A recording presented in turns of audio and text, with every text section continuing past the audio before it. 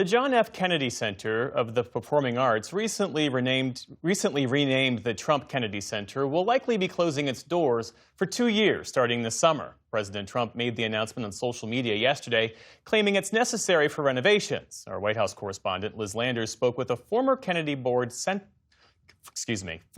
Center board member earlier as part of our ongoing coverage, Art in Action, exploring the intersection of art and democracy. Jeff, two sources told me that the Kennedy Center staff found out about the changes on Truth Social. The president said that this would take effect July 4th, pending approval of the board, a group that he has appointed and made himself the chairman of. For more on all this, let's bring in former Republican Congresswoman Barbara Comstock, who served on the Kennedy Center board. Congresswoman, thank you so much for joining us. Good to be with you. What was your reaction when you saw this announcement from President Trump? Well, as with so many things with Donald Trump, he always makes it about himself. The Kennedy Center has been a living memorial for 55 years to President Kennedy and to the arts, and it's been nonpartisan.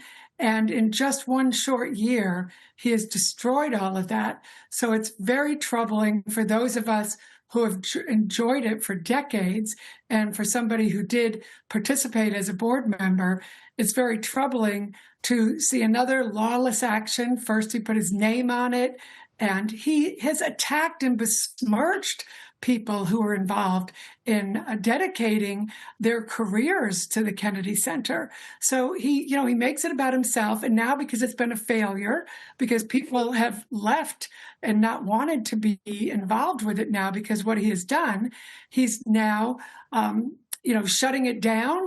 And now we have to worry about what he might do. Will he try and destroy the building itself like he has the East Wing? We can't trust that he'll do anything legal because there's an open case right now challenging what he's done on putting his own name on it. That itself, I certainly don't think is legal. The way he's removed board members, certainly we don't think it's legal. And he hasn't involved Congress in this, which provides funding. And we don't see that the leadership in Congress will step up and challenge him. This closure for renovation depends on the board's approval. Do you think that they are going to approve this? And to your point about members of Congress, should Congress have some oversight about this closure and renovation for the next 2 years? Well, certainly Congress should. I don't have a lot of,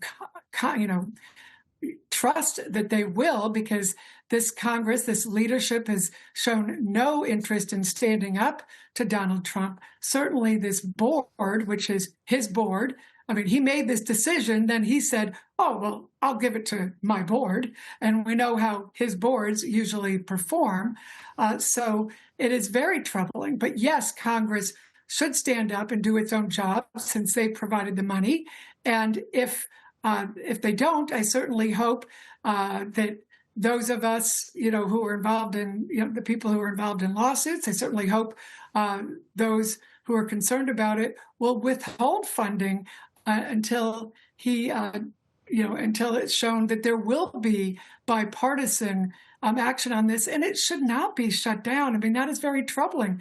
All of us who have seen the Kennedy Center in action for these, decades have seen that, this has functioned fine until he came along in this past year and has destroyed all of that. Recently spoke with the Kennedy Center president, Rick Grinnell, who said that they are changing programming to appeal to a wider audience. Here's what he told Amna last month.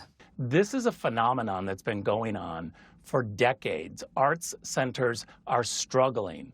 And the only way that you can go forward and have an arts institution that's financially secure is to look at the holistic aspect. We cannot have arts institutions that lose money because you have programming that is woke or not popular. Do you think that his point there, and what he says that the president is also making that point, he was saying too, that the programming needs to appeal to a broader audience. Do you think that the Kennedy Center programming was not appealing to a broad audience and needed some changes?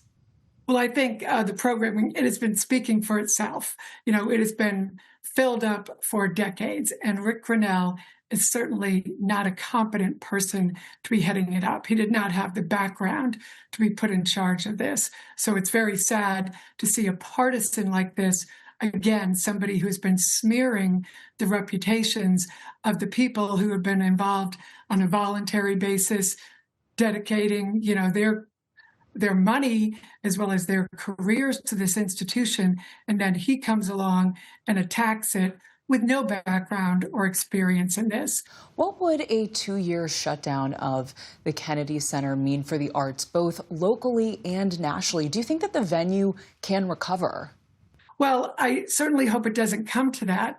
But listen, they've been, my understanding is Donald Trump has been, out there shaking down the community for money. So what has been, who's been giving money to this right now? What's going on?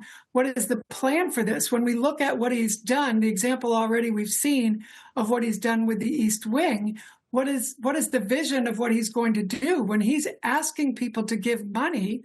And then he has this partisan board that is his board. Who is making these decisions?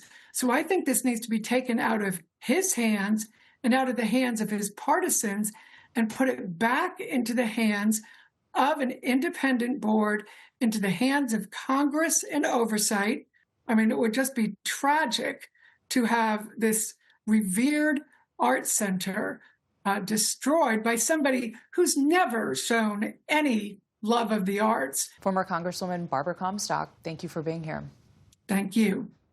And late today, President Trump said he would not be, quote, ripping down the Kennedy Center, but indicated the interior could be gutted. Support journalism you trust. Support PBS News. Donate now, or even better, start a monthly contribution today.